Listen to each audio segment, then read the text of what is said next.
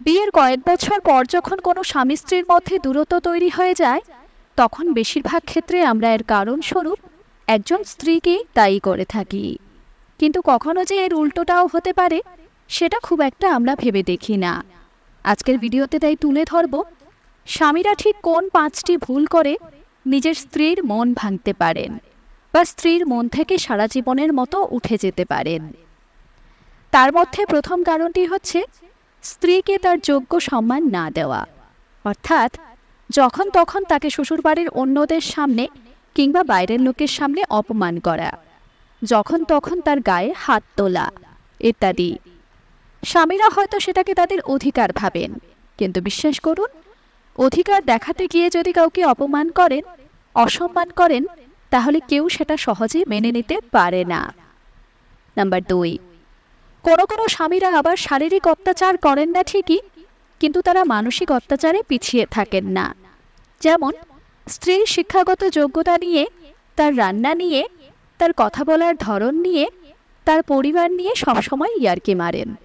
স্বামীরা হয়তো সেটাকে মজার ছলে দেখেন, কিন্তু মজা করা আর মজার ছলে কাউকে অপমান করা দুটো কিন্তু সম্পূর্ণ আলাদা। নাম্বার 3, স্ত্রীকে তার ইচ্ছের বিরুদ্ধে কিছু লোকের সাথে যোগাযোগ রাখতে বাধ্য করা।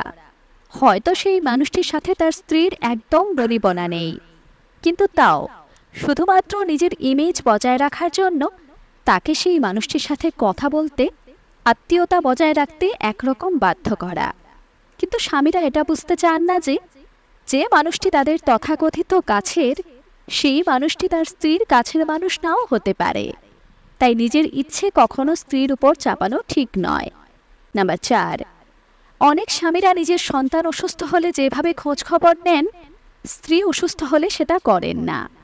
মেডিসিন এনে দিয়ে কিংবা ডাক্তারখানায় নিয়ে গিয়েই তাদের দায়িত্ব শেষ বলেই তারা ধরে নেন। কিন্তু তারা এটা বুঝতে চান না যে কখনো কখনো ভালোবাসার মানুষটির একটু যত্ন, একটু খোঁজ খবর নেওয়া ইত্যাদি একজন স্ত্রীর জন্য হাজারটি পাওয়ারফুল মেডিসিনের কাজ করে। নাম্বার 5, সংসারের প্রতি স্ত্রীর ডেডিকেশনকে নেহাতি তার দায়িত্ব বলে যদি কোনো স্বামী বিবেচনা করেন, তখন একটা সময়ের পর একজন স্ত্রীর মন থেকে তার স্বামী উঠে যেতে পারেন।